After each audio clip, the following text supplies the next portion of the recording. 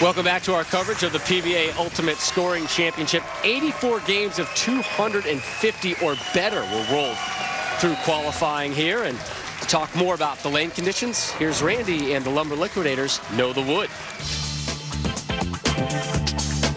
This week's oil pattern is completely different than what we generally see out here on the Lumber Liquidators PBA Tour.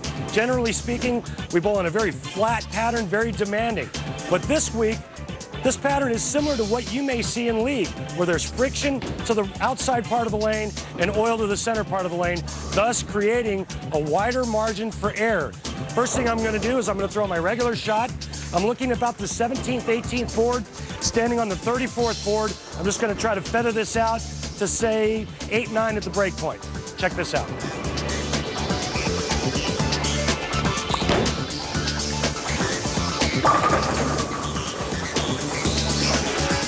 All right, so that was a pretty good shot. I hit right around where I was looking, got it to the right spot, and the ball behaved properly. Now I'm going to intentionally miss right of target. Watch this ball peel off of that spot and get right into the 1-3 pocket.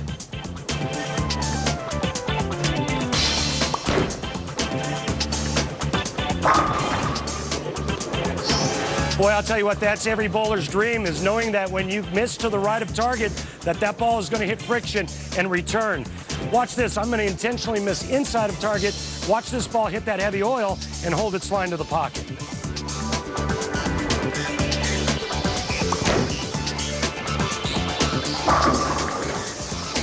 This week is all about high scores. And because of the technology that we have at our disposal today with the oiling machines, we're able to put down oil patterns that create an environment that enable these high-powered bowling balls to get to the pocket more often, thus knocking more pins down.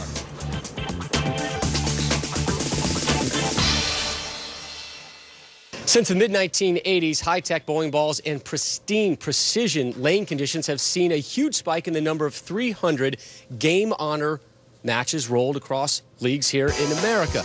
Now, from hundreds per year in the 1960s to now, there are over 50,000 sanctioned 300 games annually.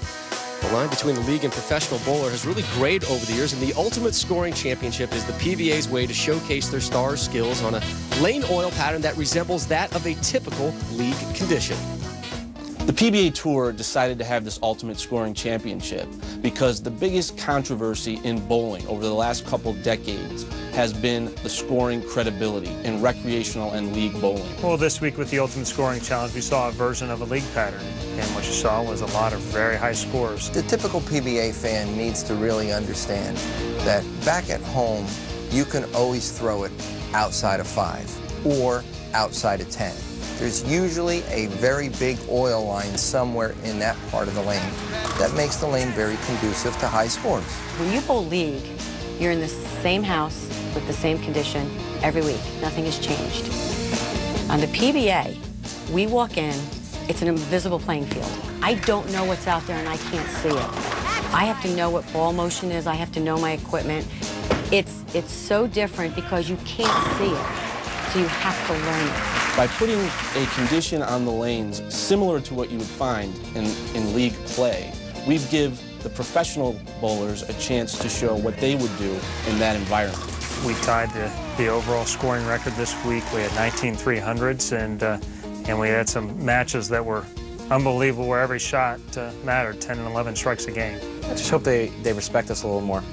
You know, sometimes they see us bowling 210 and 2-0 on the show, and they might think they'd come out and do just as good, and you know, it's not the case. I think the best way that you can elevate your game to the next level and understand what the PBA players play on every week is to join the PBA Experience League. You have an opportunity to bowl on all 5 patterns, see how each pattern plays differently from the other, and get better at all of them.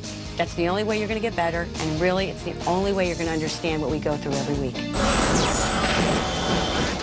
Our top 50 all-time greatest bowlers on the PBA Tour continues with Chris Barnes at 26. Chris Barnes with 10 titles and 2 majors, the 1998 Rookie of the Year, and Chris became the fastest player ever to reach $1 million in career earnings. The imposing Steve Cook at number 25, 6'7", 265, won 3 major titles. At number 24, Jason Couch with 15 career titles and 4 majors. I think Jason is best known for winning back-to-back-to-back Tournament of Champion titles. David Husted, 14 career titles, 4 of them majors, owns 3 U.S. Open titles alone, 82, 95, and 96. And speaking of Tournament of Champions, Mike Durbin with 14 titles, he became the first 3-time winner of the TFC, inducted into the PBA Hall of Fame in 1984. And one of my favorite names, Amleto Monticelli, the Venezuelan native, the first foreign-born player to win the PBA Player of the Year award. He won in back-to-back seasons in 89 and 90. Bo Burton with more on the only foreign-born player in the PBA Hall of Fame. The first foreign player to be named PBA Player of the Year appears at number 21. Amleto Monticelli, a Venezuelan native, racked up 19 titles in his illustrious career, winning back-to-back Player of the Year awards in 1989 and 1990.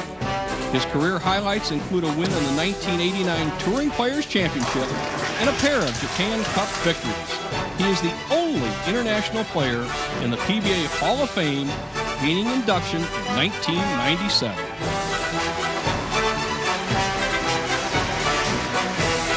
And we'll continue our Top 50 countdown next week in Chicago.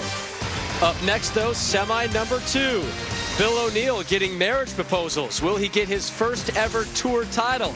The semis, O'Neill, Mike Wolf, coming up next.